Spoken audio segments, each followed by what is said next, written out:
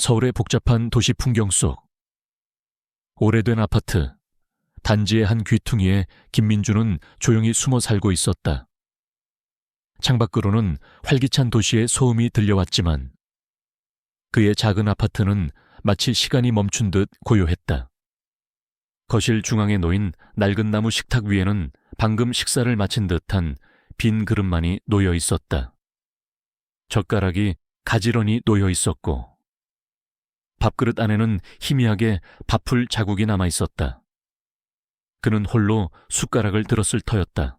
민주는 식탁에 앉아 창밖을 응시했다. 그의 시선은 멀리 보이는 남산타워를 향해 있었지만 사실 그의 눈은 아무것도 담지 못하고 있었다. 텅 빈 눈동자는 과거의 그림자에 갇힌 듯 아련했다. 그의 얇은 어깨는 약간 구부정했고 희끗희끗한 머리카락은 세월의 흐름을 고스란히 보여주었다. 그의 얼굴에는 깊은 주름이 패여 있었지만 그 주름 사이로 언뜻 비치는 온화한 인상은 그가 한때 얼마나 순수했는지를 짐작게 했다. 방 안에 울려 퍼지는 낡은 벽시계의 초침 소리만이 그의 외로움을 더욱 부각시켰다. 똑딱, 똑딱. 마치 그의 심장 박동 소리처럼 느리고 규칙적이었다. 식사는 차가워진 약밥이었고 코끝에는 희미한 한약 냄새가 맴돌았다. 그는 몸이 자주 아팠고 그럴 때마다 약밥과 한약으로 버티곤 했다. 민주는 천천히 몸을 일으켜 부엌으로 향했다. 그릇을 싱크대에 놓고 흐르는 물에 헹구었다. 그의 손은 가늘게 떨렸지만 움직임 자체는 익숙하고 기계적이었다. 설거지를 마친 그는 다시 거실로 돌아와 소파에 앉았다. 텔레비전은 꺼져 있었고 방 안은 다시금 적막에 잠겼다. 그는 무릎 위에 놓인 낡은 담요를 더 끌어당겼다. 가끔은 너무 추워서 몸을 가누기 힘들 때도 있었다. 그의 삶은 단순했고 예측 가능했으며 그리고 철저히 고립되어 있었다. 친구도, 가족도 없었다. 그는 스스로를 세상과 단절시켰다. 세상이 자신을 잊은 것처럼 그 역시 세상을 잊으려 노력했다. 하지만 잊으려 할수록 과거는 더욱 선명하게 그를 옥죄었다. 어느 비오는 오후, 민주는 낡은 우산을 들고 동네 공원을 걷고 있었다. 빗방울이 우산에 부딪히는 소리가 그의 귓가에 조용히 울렸다. 공원 벤치 옆 빗물에 흠뻑 젖은 늙은 개 한 마리가 웅크리고 있었다. 털은 엉망이었고 몸은 앙상하게 말라 있었다. 그 개의 눈은 깊은 슬픔을 담고 있었다. 민주는 발걸음을 멈췄다. 자신과 너무나도 닮은 그 개의 모습에 마음이 아팠다. 그는 주머니를 뒤적여 몇 안 되는 동전을 꺼냈다. 그것은 그날 저녁 그의 식사가 될 돈이었다. 하지만 그는 망설이지 않았다. 민주는 천천히 개에게 다가가 웅크리고 앉았다. 개의 눈은 경계심으로 가득했지만 민준의 온화한 눈빛에 점차 긴장이 풀리는 듯했다. 그는 조심스럽게 손을 내밀어 개의 축축한 머리를 쓰다듬었다. 불쌍한 것. 그의 목소리는 나지막하고 부드러웠다. 그는 동전으로 근처 편의점에서 개의 먹이를 사왔다. 그리고 자신의 유일한 우산을 개에게 씌워주었다. 빗방울이 그의 어깨를 적셨지만 그는 개의 마른 몸에 먹이를 놓아주며 흐뭇하게 바라보았다. 개는 허겁지겁 먹이를 먹었고 이내 민준의 손에 머리를 비볐다. 민주는 개의 목줄을 찾아보았지만 아무것도 없었다. 버려진 것이 분명했다. 그는 잠시 망설였다. 자신의 몸 하나 건사하기도 힘든 처지였다. 하지만 그는 그 개를 그냥 두고 갈 수 없었다. 가자, 같이 가자. 그는 개를 품에 안았다. 개는 민준의 품에서 편안한 듯 몸을 기댔다. 민준의 마음속에 작은 온기가 퍼져나가는 것을 느꼈다. 그것은 아주 오랜만에 느껴보는 따뜻함이었다. 그날 이후 그 개는 민준의 유일한 가족이 되었다. 그는 개에게 복실이라는 이름을 지어주었다. 복실이는 민준의 그림자처럼 그를 따랐다. 민준은 복실이에게 매일 약밥을 조금씩 나눠주었고, 복실이는 그가 읽던 신문지 위에 꼬리를 흔들며 누워있곤 했다. 비록 작고 보잘것없는 존재였지만 복실이는 민준의 적막한 삶에 생기를 불어넣었다. 민준은 복실이를 보며 가끔 미소 짓곤 했다. 그 미소는 희미했지만 진심이 담겨 있었다. 어느 날 복실이가 민준이 옷장 깊숙이 넣어둔 낡은 나무 상자 근처에서 킁킁거렸다. 민준은 깜짝 놀라 복실이를 저지했다. 안 돼, 복실아. 이건 안 돼.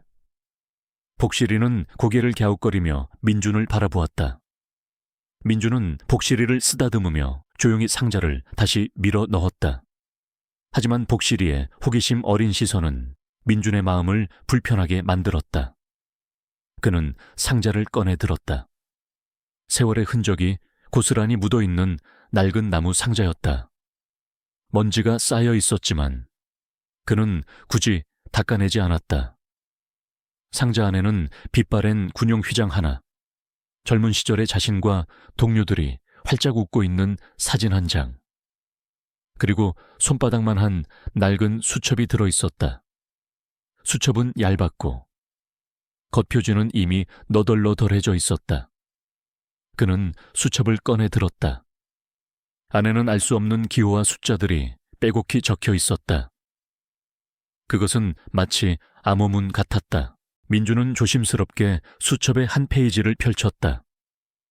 그의 손가락이 종이 위를 스치자 희미하게 오래된 종이 냄새가 풍겨왔다. 그의 눈은 빠르게 수첩 속 글자들을 훑었다. 그의 입술은 무언가를 중얼거리는 듯 움직였지만 소리는 들리지 않았다. 그의 표정은 순간 고통스러워 보였다. 미간에는 깊은 주름이 잡혔고 눈빛은 흔들렸다. 마치 그 글자들이 고통스러운 기억을 다시금 불러일으키는 듯했다. 그는 한참을 그렇게 수첩을 들여다보다가 이내 한숨을 내쉬며 상자 안으로 다시 집어넣었다. 그리고는 서둘러 옷장 깊숙한 곳에 상자를 밀어 넣었다. 마치 아무도 그것을 찾지 못하게 하려는 듯, 그리고 자신조차도 그것을 보지 않으려는 듯이 그는 다시 소파에 앉아 창밖을 바라보았다.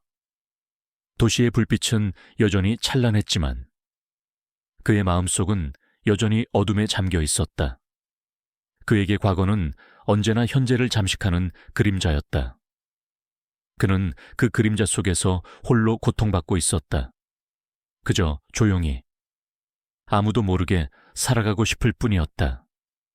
그러나 그 고요는 오래가지 못할 것임을 민준은 알지 못했다. 그의 잠들어 있던 과거가 폭풍처럼 몰려올 것이라는 사실을, 그리고 그 폭풍의 중심에는 그가 가장 잊고 싶었던 이름이 자리하고 있었다. 어느 날 저녁, 민준은 약밥을 복실이와 나눠 먹으며 낡은 텔레비전을 켰다. 그는 주로 다큐멘터리 채널이나 자연 프로그램을 시청하곤 했다. 세상의 소란스러움과는 동떨어진 평화로운 화면들이 그의 마음을 그나마 안정시켜 주었다. 하지만 그날은 달랐다. 채널을 돌리던 그의 손가락이 순간 멈췄다. 뉴스 채널에서 흘러나오는 앵커의 목소리가 그의 귀를 강타했다. 속보입니다. 북한의 악명 높은 전쟁 범죄자 강철호가 국제형사재판소의 요청으로 전격 체포되어 대한민국으로 송환되었습니다. 그는 6.25 유월 전쟁 당시 수많은 민간인 학살과 국군 포로 살해를 지시한 혐의를 받고 있습니다. 강철호는 모든 혐의를 부인하며 자신은 오히려 피해자라고 주장하고 있습니다.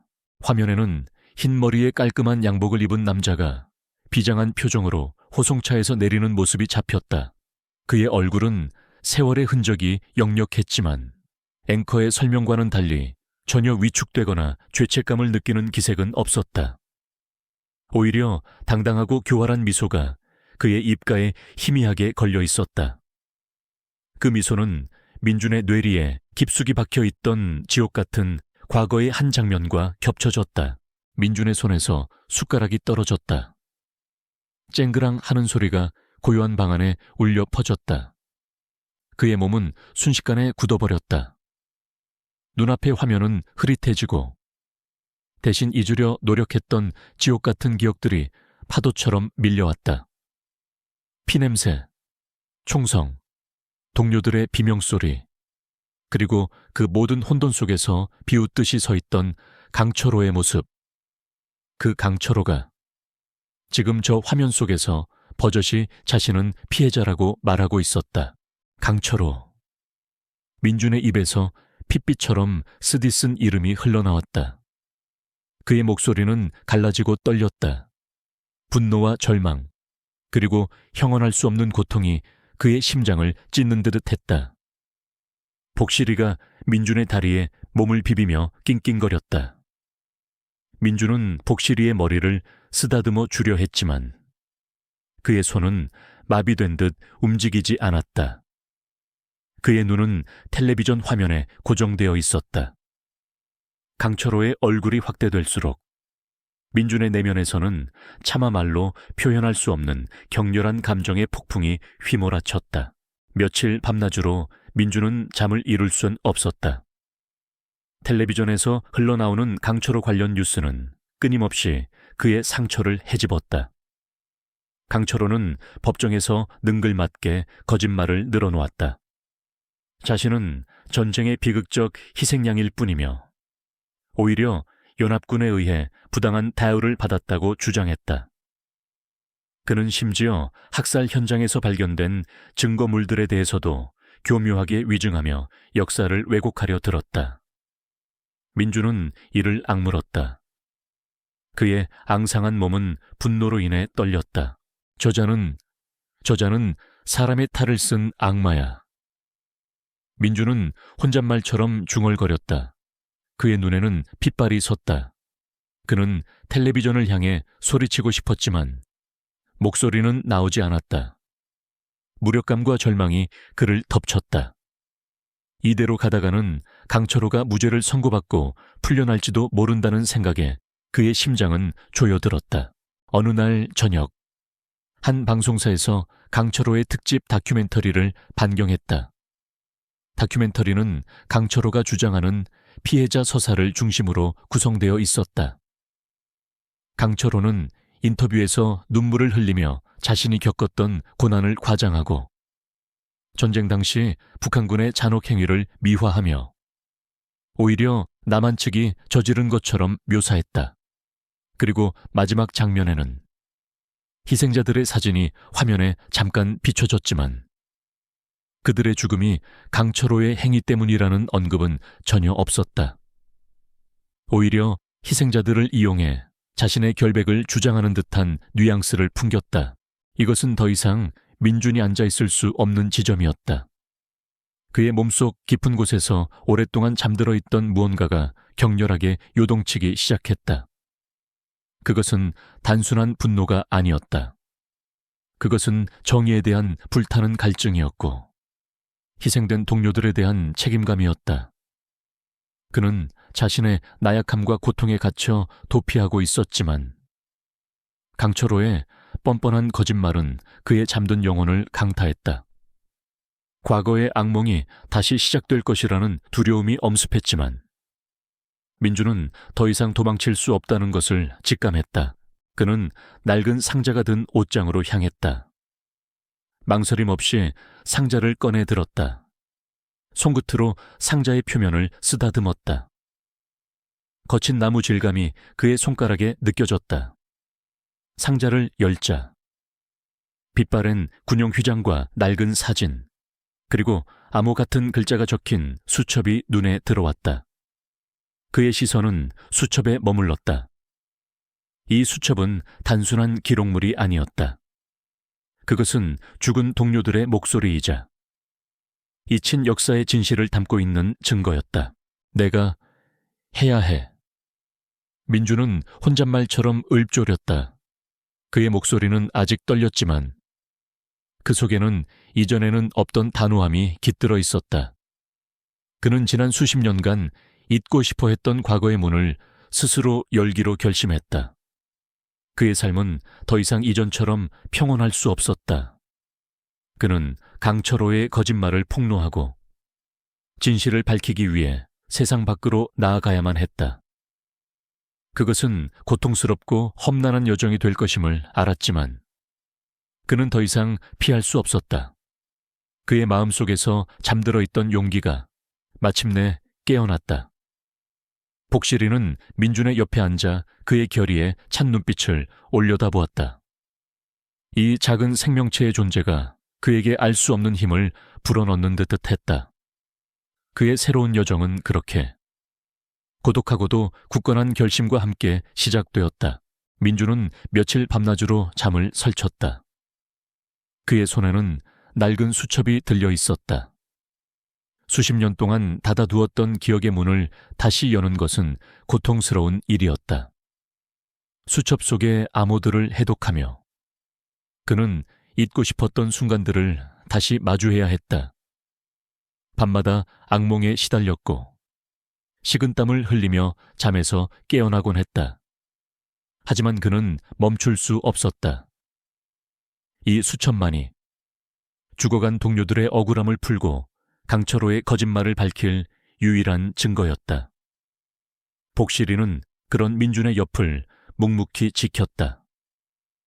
민준이 잠 못 이루는 밤에는 그의 품에 안겨 잠들었고 민준이 고통스러워할 때는 그의 손을 핥아주며 위로했다. 마침내 민준은 결심했다. 그는 지인의 도움으로 서울중앙지방검찰청에 연락을 취했다. 처음에는 그의 말을 진지하게 들어주는 사람이 없었다. 늙고 초라한 외모의 그가 거물급 전쟁 범죄에 대해 증언하겠다고 나섰으니 당연한 반응이었다. 그는 몇 번이나 문전박대당했지만 포기하지 않았다. 마치 전쟁터에서 마지막까지 버티는 병사처럼 그는 끈질기게 다시 찾아갔다. 결국 민준은 박지훈 변호사를 만나게 되었다. 박 변호사는 젊고 패기 넘치는 국선 변호사였다. 그는 대형 로펌의 화려한 스펙 대신 정의에 대한 뜨거운 열정으로 가득 차 있었다. 박 변호사는 민준의 초췌한 얼굴과 떨리는 손을 보고 처음에는 그를 의심했다. 노망난 노인의 헛소리쯤으로 치부할 수도 있었다. 어르신, 혹시 착각하시는 건 아닙니까?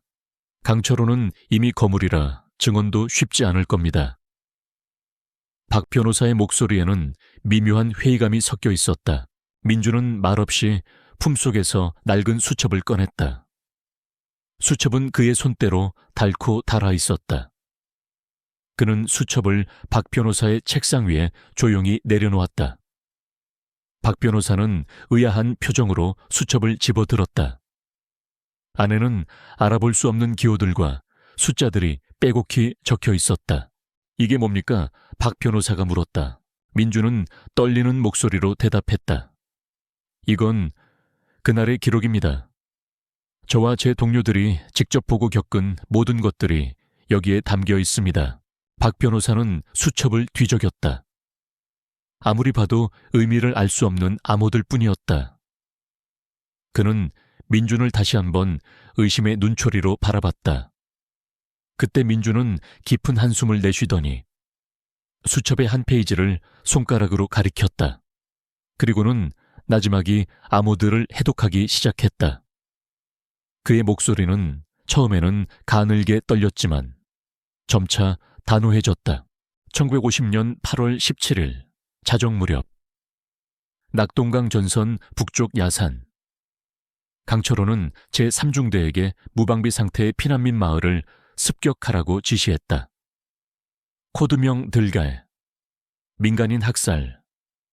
증거는 강철호가 직접 남긴 표식, 민준의 해독이 이어지자 박 변호사의 표정이 점차 심각해졌다. 민준이 언급한 날짜와 장소, 그리고 들개라는 코드명은 외부에 공개되지 않은 기밀 정보와 정확히 일치했다.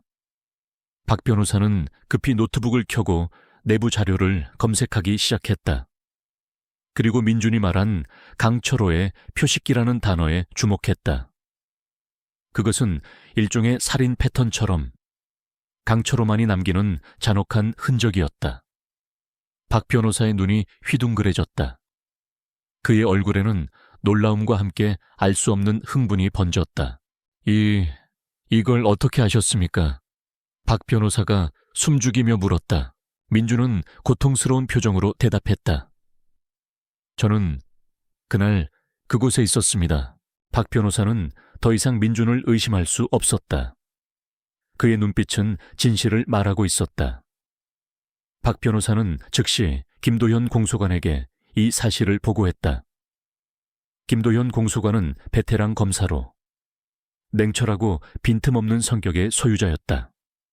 그녀는 강철호의 사건을 맡으면서 증거 부족으로 애를 먹고 있었다. 김 공소관은 민준의 증언을 들은 후에도 처음에는 반신반의했다. 그녀는 민준의 수첩을 건네받아 꼼꼼히 살폈다. 그리고 민준에게 여러 질문을 던졌다. 민준은 처음에는 망설였지만 박 변호사의 격려와 김 공소관의 날카로운 질문에 점차 과거의 기억들을 끄집어냈다. 그는 단순히 암호를 해독하는 것을 넘어 그날의 날씨, 주변 풍경, 강철호의 표정, 심지어 강철호가 내뱉었던 특정 단어 하나하나까지 생생하게 묘사했다. 그의 기억은 마치 살아있는 문서처럼 정확하고 세밀했다. 김 공소관은 민준의 증언이 단순한 노인의 기억력이 아니라 극한의 트라우마 속에서 새겨진 지워지지 않는 진실임을 직감했다. 이 수첩이 정말 강철호의 유죄를 입증할 결정적인 증거가 될 수 있습니다. 김 공소관의 눈빛이 빛났다. 그녀는 강철호가 자신의 과거를 철저히 지우고 증거를 인멸했기에 그의 혐의를 입증하기가 매우 어려웠다. 하지만 민준의 증언과 수첩은 그 퍼즐의 마지막 조각이 될 수 있었다. 민준의 증언 소식은 곧바로 강철호 측의 귀에 들어갔다. 강철호의 변호를 맡고 있는 이강훈 변호사는 명성이 자자한 거물급 변호사였다. 그는 법정에서 승률 100%를 자랑하는 냉혈한으로 악명이 높았다. 이강훈은 민준이라는 이름이 생소했기에 처음에는 대수롭지 않게 여겼다. 하지만 민준이 해독한 수첩의 내용과 그의 증언이 점차 구체화되자 이강훈은 촉각을 곤두세웠다. 늙은 퇴역 군인이라 흥미롭군. 이강훈은 싸늘하게 웃으며 지시했다. 그 노인의 모든 것을 파헤쳐 과거 이력부터 현재 생활, 심지어 가족관계까지 어떤 식으로든 흠집을 잡아서 그의 신빙성을 바닥으로 떨어뜨려야 해. 이강훈은 곧바로 사람을 풀어 민준의 뒷조사를 시작했다. 그의 초라한 생활과 사회적 고립 상태, 그리고 그의 과거 병력까지 샅샅이 뒤졌다. 동시에 그는 언론을 이용해 민준을 비난하는 여론을 조성하려 했다.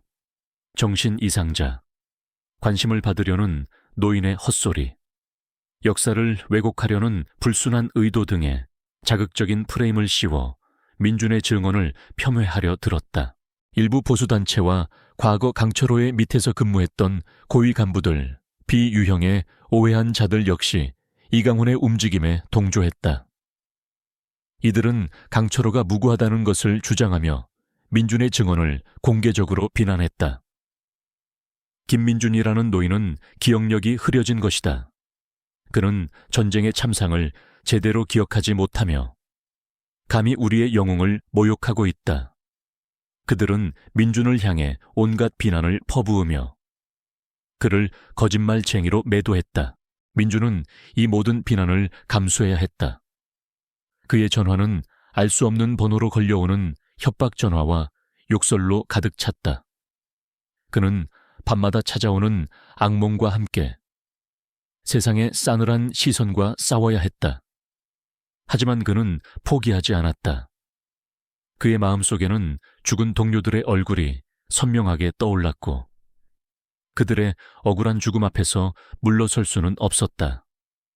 그는 홀로 이 모든 것을 감당하며 다가올 재판을 준비하고 있었다. 그의 작은 어깨는 무거웠지만 그의 의지는 그 어느 때보다 강하게 빛나고 있었다.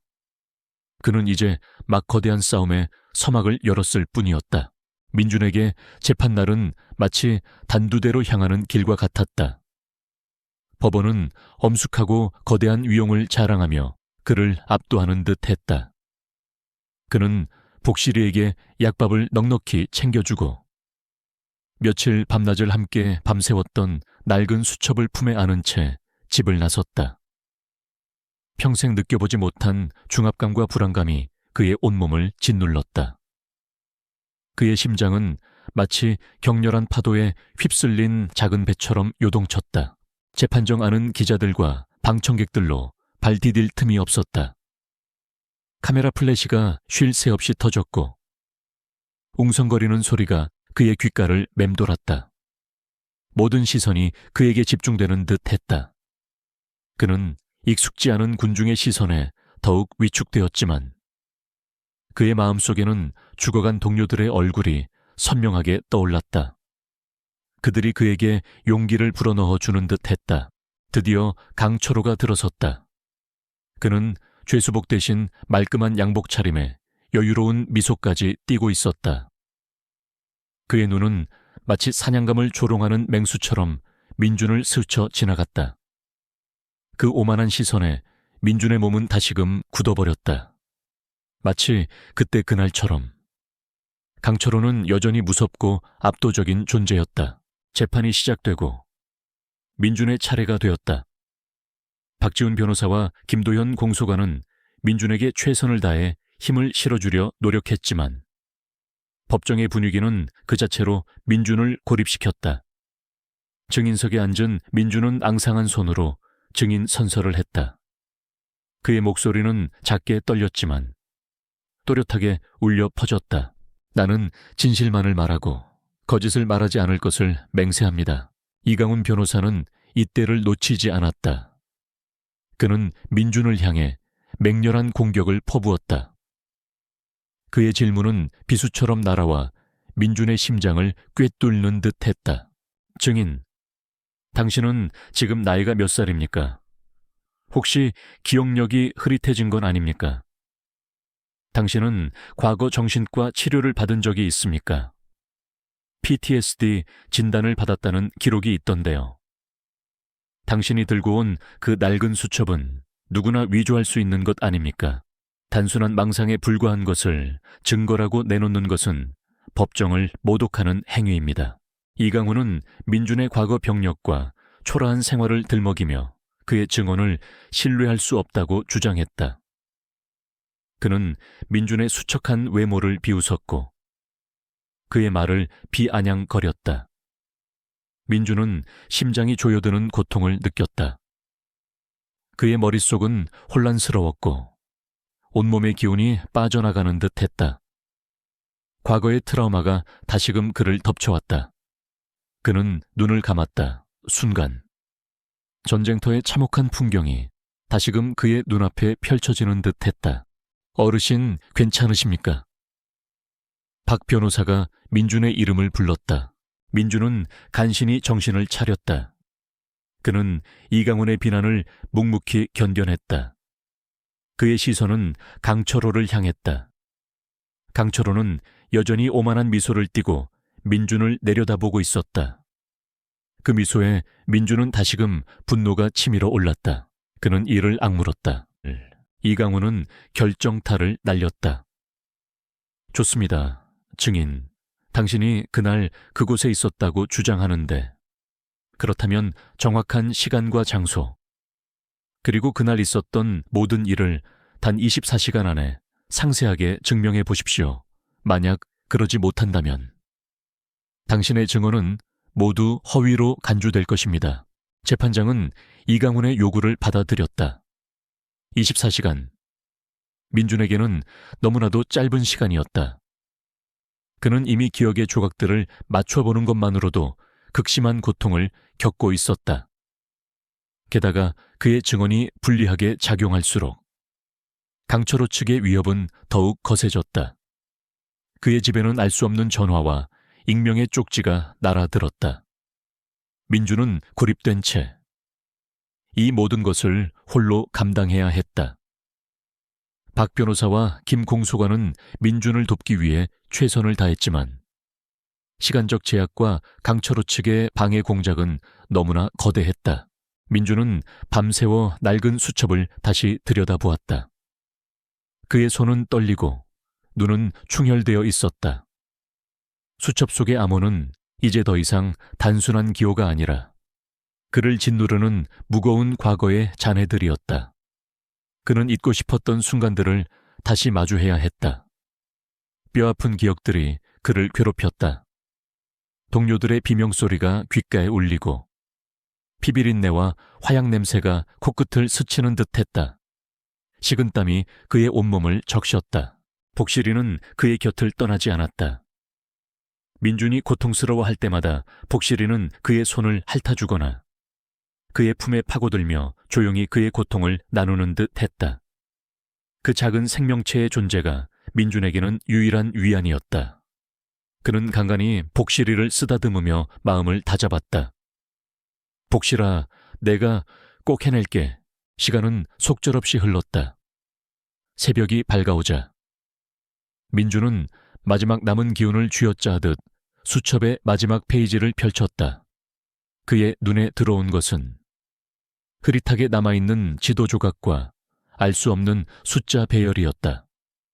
그것은 마치 오래된 비밀의 열쇠 같았다. 민준은 퍼즐 조각을 맞추듯 머릿속에서 그날의 지형과 강철호의 움직임을 떠올렸다.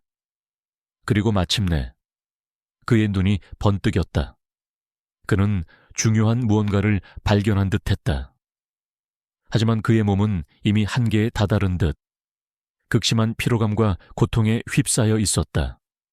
그는 이강훈 변호사의 덫에서 벗어나 진실을 밝힐 수 있을까 그는 홀로 모든 것을 짊어지고 다가올 최후의 순간을 기다리고 있었다.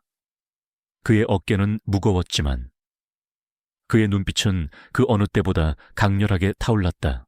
재판정은 팽팽한 긴장감으로 가득했다. 이강훈 변호사는 승리감에 찬 미소를 지으며 민준을 압박했다. 그는 민준이 제시한 24시간의 기한이 끝나가고 있음을 상기시켰다. 모든 이들의 시선이 민준에게 집중되었다. 방청석의 사람들은 물론 언론인들까지 숨을 죽이며 민준의 다음 행동을 주시했다. 김도현 공소관과 박지훈 변호사는 불안한 눈빛으로 민준을 바라보았다. 그들은 민준이 과연 이 난관을 헤쳐나갈 수 있을지 확신하지 못했다. 민준은 창백한 얼굴로 증인석에 앉아 있었다. 그의 몸은 여전히 미세하게 떨리고 있었다. 하지만 그의 눈빛만은 흔들림 없이 강철호를 똑바로 응시했다. 강철호는 여전히 오만한 미소를 띠고 민준을 비웃는 듯했다. 그때 민준은 낡은 수첩을 두 손으로 꽉 쥐었다. 그의 손가락 마디마디가 하얗게 질렸다. 그리고는 천천히 그러나 단호한 목소리로 입을 열었다. 이강훈 변호사님, 제가 방금 말씀하신 24시간이라는 기한은 제가 과거를 회상하고 증거를 찾는 데에는 충분했습니다. 저는 제가 기억하는 모든 것을 말씀드리겠습니다. 이강훈은 코웃음을 쳤다. 과연 그렇겠습니까? 단순한 노인의 망상일 뿐이겠죠. 망상이 아닙니다. 민준의 목소리에 힘이 실렸다. 1950년 8월 17일 밤 낙동강 전선 북쪽 야산. 그날 강철호는 제3중대에게 피난민 마을을 습격하라고 지시했습니다. 그날 밤은 유난히 어두웠고 옅은 안개가 끼어 있었습니다. 저는 당시 정찰조로 움직이고 있었고 강철호의 무전 내용을 직접 들었습니다. 그의 목소리가 점차 선명해지자 재판정의 웅성거림이 잦아들었다. 모두가 민준의 이야기에 귀를 기울였다. 민준은 눈을 감았다. 마치 그날의 현장으로 돌아간 듯. 그의 묘사는 점점 더 생생해졌다. 강철호는 무전으로 들개 작전을 개시한다. 흔적을 남기지 말라고 지시했습니다. 그의 목소리에는 일말의 망설임도 없었습니다. 잔혹하고 냉정했죠. 저는 그날 밤 강철호가 마을에 불을 지르는 모습을 보았습니다. 그리고 민주는 말을 잇지 못하고 잠시 멈췄다. 그의 목소리가 다시 떨리기 시작했다. 그리고 그는 희생된 마을 사람들의 시신 위에 특정 표식을 남겼습니다. 왼쪽 손목에 붉은색 천 조각을 묶었습니다. 마치 자신의 잔혹함을 과시하듯이 이 말을 들은 순간 방청석은 술렁거렸다. 강철호의 얼굴에서 오만했던 미소가 사라지고 미세하게 경련이 일어났다.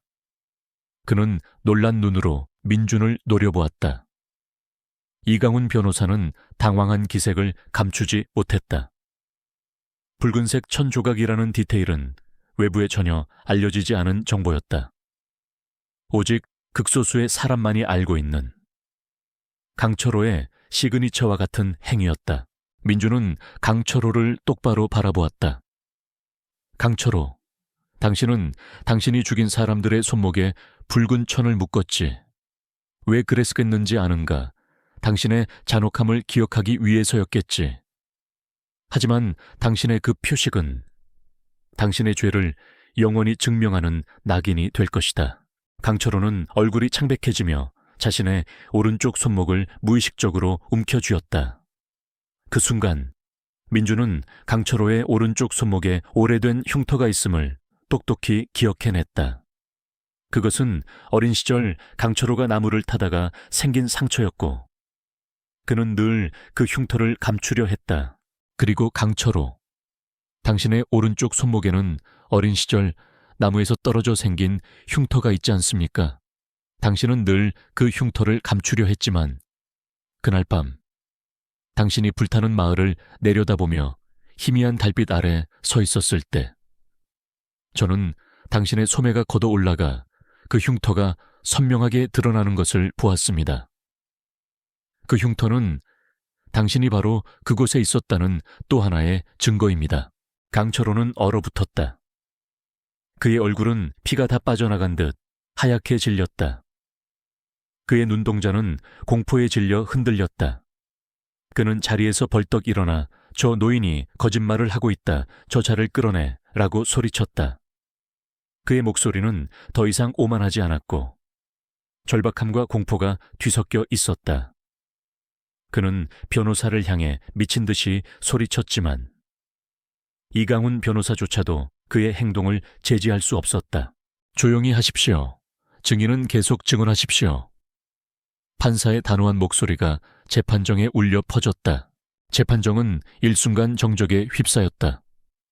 모든 시선이 강철호에게 향했다.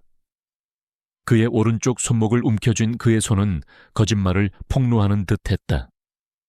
그제야 사람들은 민준의 말이 단순한 기억이 아닌 살아있는 진실임을 깨달았다.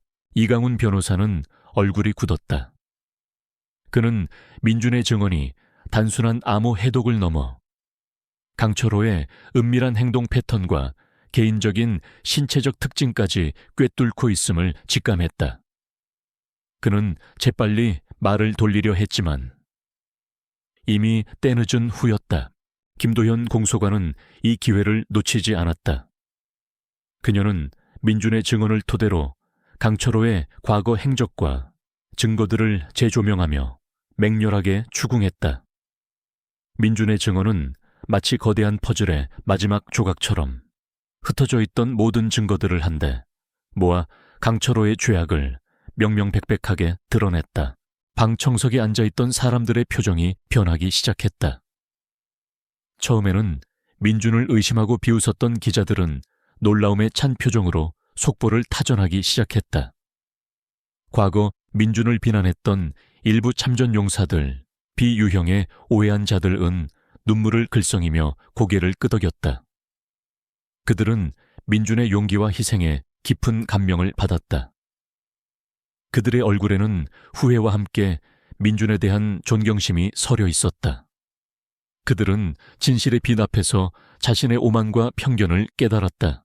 강철호는 더 이상 자신의 감정을 숨기지 못했다.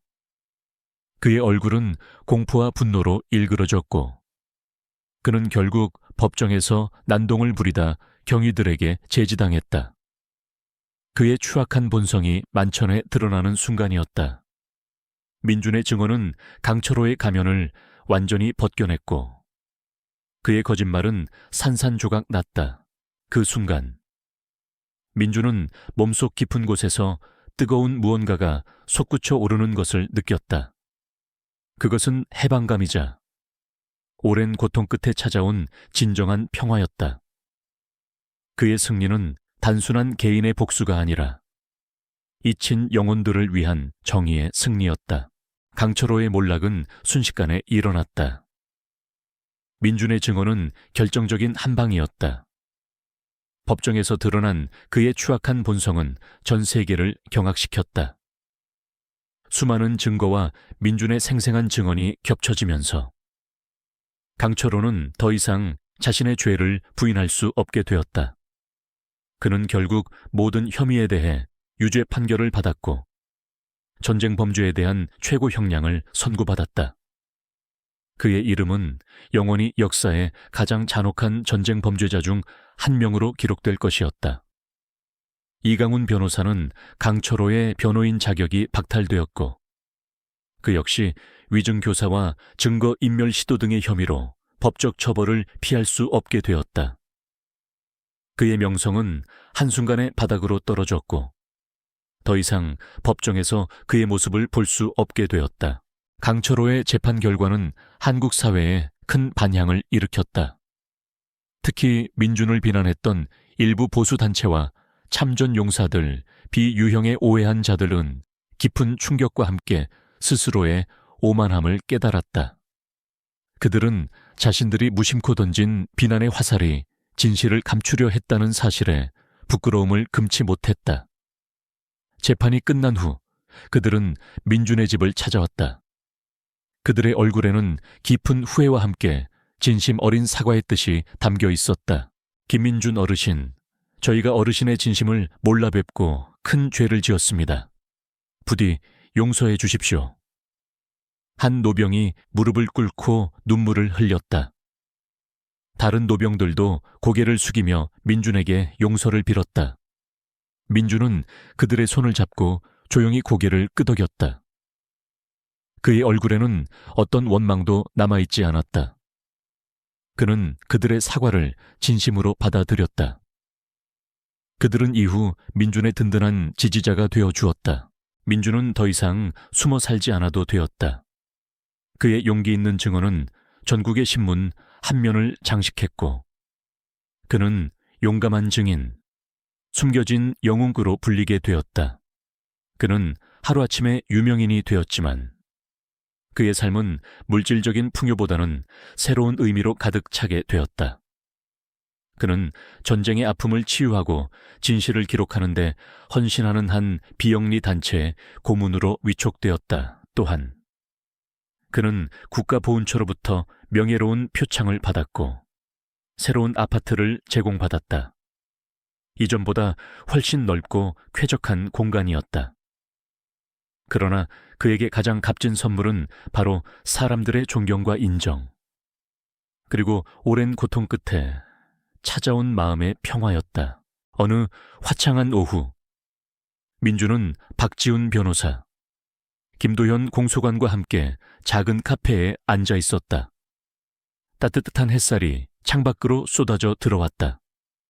복실이는 민준의 발치에서 평화롭게 잠들어 있었다.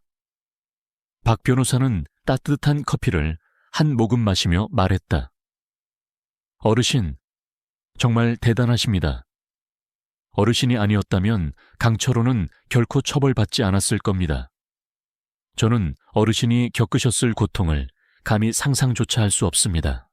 그의 목소리에는 진심 어린 존경심이 담겨 있었다. 민주는 희미하게 미소를 지었다. 그의 얼굴에는 이제 더 이상 과거의 그늘이 드리워져 있지 않았다. 고통스럽지 않았다면 거짓말이겠지. 하지만 혼자서는 절대 해낼 수 없었네. 박 변호사님과 김 공수관님 덕분이야. 그리고 무엇보다 죽어간 동료들의 억울함을 풀어줄 수 있게 되어 다행일 뿐이네. 민준의 눈가에는 이슬이 맺혔지만 그것은 슬픔의 눈물이 아니라 안도감과 해방감의 눈물이었다. 김 공수관은 고개를 끄덕였다. 어르신의 증언은 단순한 법정 증언을 넘어 역사에 남을 진실의 외침이었습니다. 이것은 어르신의 승리뿐만 아니라 정의의 승리입니다. 저희도 어르신 덕분에 많은 것을 배웠습니다. 그녀의 목소리에는 존경심과 함께 감사의 마음이 담겨 있었다. 세 사람은 한참 동안 조용히 앉아 있었다. 창밖으로 스쳐 지나가는 사람들의 모습, 잔잔하게 흐르는 카페 음악, 그리고 따뜻한 커피 향이 어우러져 평화로운 분위기를 만들어냈다. 민주는 복실이의 머리를 쓰다듬었다. 복실이는 고롱거리는 소리를 내며 민준의 손길에 몸을 맡겼다. 그의 삶은 완전히 달라졌다. 더 이상 어둠 속에 갇혀있지 않았다. 그는 이제 과거의 상처를 치유하고 새로운 삶을 향해 나아갈 준비가 되어 있었다. 그의 마음속에는 오랜만에 찾아온 따뜻한 평화가 가득했다. 2년 후 민준의 삶은 놀랍도록 변화해 있었다. 그는 더 이상 과거의 트라우마에 갇혀 지내는 허약한 노인이 아니었다. 그의 얼굴에는 잔잔한 미소가 떠올랐고 눈빛에는 생기가 돌았다. 그의 어깨는 펴졌고 걸음걸이에는 활력이 넘쳤다. 복실이 역시 그의 옆에서 건강하게 잘 지내고 있었다. 민주는 이제 자신의 경험을 통해 다른 이들을 돕고 사회에 기여하는 삶을 살고 있었다. 그의 존재 자체가 희망과 용기의 상징이 되었다. 민주는 매주 3번 새로 지어진 희망재활센터를 방문했다. 이곳은 전쟁으로 인해 신체적, 정신적 상처를 입은 젊은 참전 용사들을 위한 곳이었다.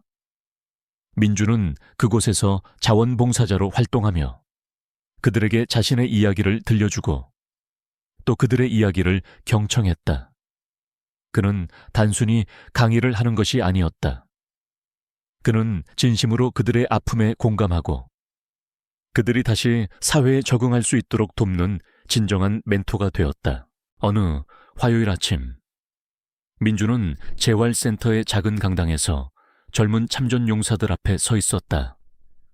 그의 목소리는 나지막했지만 그 속에는 삶의 지혜와 강인함이 담겨 있었다. 여러분, 저는 오랜 시간 동안 과거에 갇혀 살았습니다. 전쟁의 기억은 저를 끊임없이 괴롭혔고 저는 세상과 단절된 채 외롭게 살아가려 했습니다. 하지만 저는 깨달았습니다. 진실을 외면하는 것은 결국 자신을 더 깊은 어둠 속에 가두는 것과 같다는 것을요. 저는 용기를 내어 세상 밖으로 나왔고 제 기억 속의 진실을 증언했습니다. 그 과정은 고통스러웠지만 그 고통을 통해 저는 비로소 자유로워질 수 있었습니다. 여러분도 마찬가지입니다. 여러분의 상처는 결코 부끄러운 것이 아닙니다. 그것은 여러분이 얼마나 강한 존재인지를 증명하는 흔적입니다. 여러분의 이야기는 다른 이들에게 희망을 줄 수 있습니다. 부디 용기를 내어 여러분의 상처를 직면하고 함께 치유의 길을 걸어갑시다. 그의 강연이 끝나자 강당 안은 감동적인 침묵으로 가득했다. 몇몇 젊은 용사들은 눈물을 훔쳤고 몇몇은 고개를 끄덕이며 민준에게 깊은 존경심을 표했다. 민준은 그들의 얼굴에서 희망의 빛을 보았다. 그가 강연을 마치고 돌아설 때 한 젊은 용사가 다가와 그의 손을 잡았다. 어르신 덕분에 용기를 얻었습니다. 감사합니다. 민주는 따뜻하게 웃으며 그의 어깨를 두드려 주었다. 같은 날 오후, 민주는 자신이 고문으로 있는 비영리 단체에서 진행하는 희망도서관 개관식에 참석했다. 이 도서관은 전쟁의 역사를 올바르게 기록하고 희생자들의 이야기를 기억하기 위해 세워진 곳이었다. 도서관의 한쪽 벽에는 민준의 낡은 수첩을 복제한 전시물이 걸려 있었다. 그 옆에는 민준의 사진과 함께 그의 용기 있는 증언이 담긴 글귀가 새겨져 있었다. 민준은 개관식 연단에 서서 짧은 축사를 했다. 이곳 희망도서관은 단순한 건물이 아닙니다. 이곳은 전쟁의 아픔을 기억하고 진실의 가치를 지키며 미래 세대에게 평화의 중요성을 가르치는 살아있는 공간이 될 것입니다. 우리가 과거를 잊지 않고 기억할 때 진정한 평화가 시작될 것입니다. 그의 목소리는 단호했지만 그 속에는 따뜻한 희망이 담겨 있었다. 개관식이 끝나고 민주는 도서관 안을 천천히 걸었다. 그의 눈길은 책장 가득 꽂힌 역사서들과 전쟁 희생자들의 이름이 새겨진 추모 비석에 머물렀다. 그의 품에는 항상 그러하듯 복실이가 그의 발치에서 조용히 걷고 있었다. 민주는 이제 더 이상 혼자가 아니었다. 그는 존경받는 스승이자 역사의 증인이자 희망을 전파하는 사람이 되었다. 해가 저물 무렵 민주는 도서관을 나서며 하늘을 올려다보았다. 붉게 물든 노을이 그의 얼굴을 감쌌다. 그의 가슴에는 빛바랜 군용 휘장이 자랑스럽게 달려 있었다. 이제 그 휘장은 고통스러운 과거의 상징이 아니라 그의 용기와 희생을 증명하는 명예의 훈장이 되었다. 그의 옆에는 복실이가 꼬리를 흔들며 그를 올려다보았다. 민주는 복실이의 머리를 부드럽게 쓰다듬었다. 그의 눈에는 평화와 만족감, 그리고 미래에 대한 희망이 가득했다.